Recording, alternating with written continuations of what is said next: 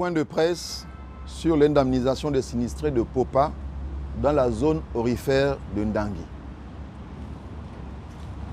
En juillet 2021, 19 familles avaient été victimes d'un incendie d'une rare violence à Popa, l'un des 3 regroupements de villages que compte la zone aurifère de Ndangui, occasionnant d'importants dégâts matériels.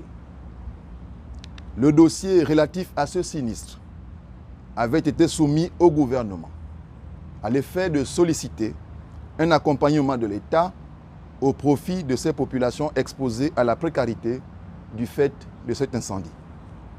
En effet, en ma qualité d'élu dans cette circonscription, je m'étais personnellement rendu sur les lieux à la rencontre des familles sinistrées. À l'endroit de celles-ci, j'avais marqué ma profonde compassion et ma solidarité en prenant l'initiative de porter à l'attention des plus hautes autorités de l'époque la situation très préoccupante de ces populations.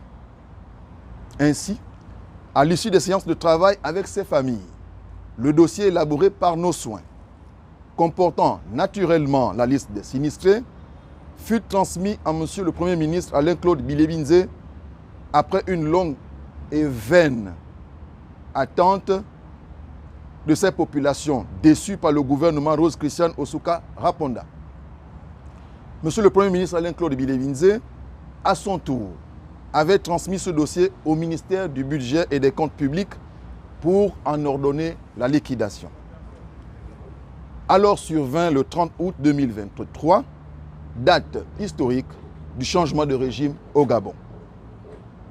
Les familles sinistrées de Popa en ont profité pour relancer le dossier, en attirant la très haute attention du président de la transition chef de l'État, le général Brice Clotaire Oligui Nguema, qui a d'ailleurs eu la grande bienveillance d'instruire le versement d'un montant de 150 millions de francs CFA, dans les meilleurs délais, au titre de l'indemnisation de ces familles précarisées.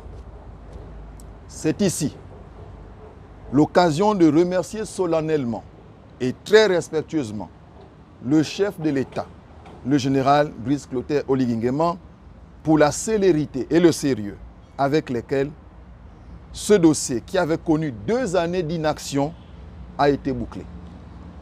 Ces 150 millions de francs CFA ont donc été mis à la disposition du Trésor public de Koulamoutou en vue de procéder au paiement. Mais, très étonnamment, avant le paiement même des sinistrés, 30 millions de francs CFA ont été soustraits et versés à un auxiliaire de commandement, plus précisément au chef de Vénévoire, qui est un regroupement autre que celui concerné par l'incendie et dont le nom ne figurait d'ailleurs point sur la liste des sinistrés transmise au budget par la primature. En outre, nous avons appris que ces 30 millions de francs CFA distraits devaient constituer une réserve en attente d'éventuelles réclamations.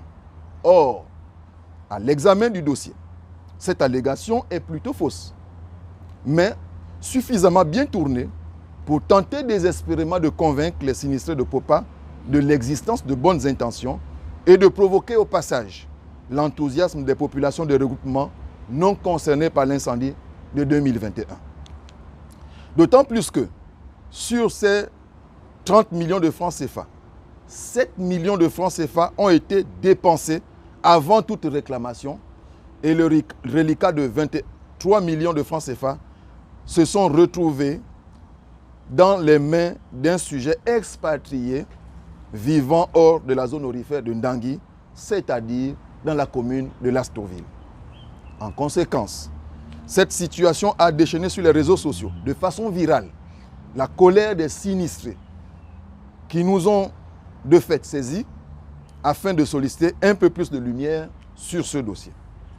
Aussi souhaiterions-nous mettre à la disposition de l'opinion les questions suivantes. Qui a unilatéralement décidé de la constitution de cette réserve de 30 millions de francs CFA pour d'éventuelles réclamations relativement à une enveloppe dont les destinataires étaient pourtant tous nommément connus?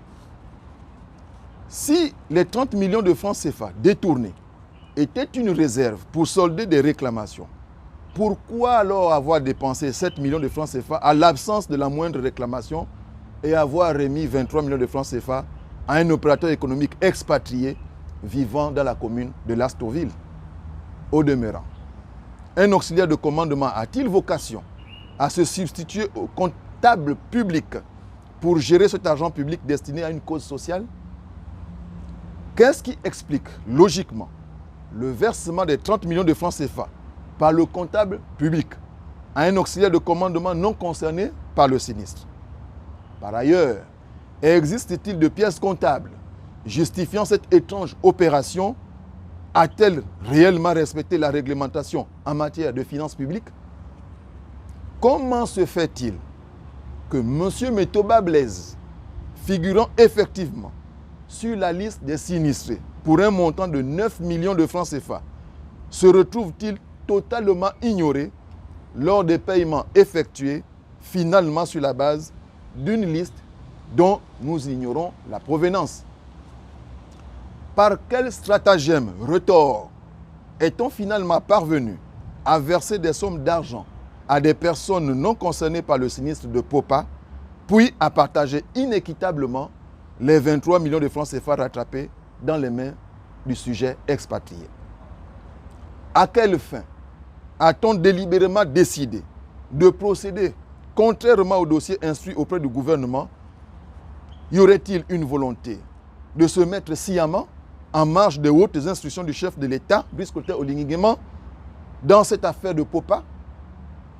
Au regard de cet imbroglio, nous voulons que la lumière soit faite par les services compétents afin d'éclairer l'opinion, mais surtout les sinistrés, sur la gestion mystérieuse de ce dossier qui confirme la survivance des pratiques décriées par les Gabonais et proscrites par le CTRI en cette période de la transition au Gabon.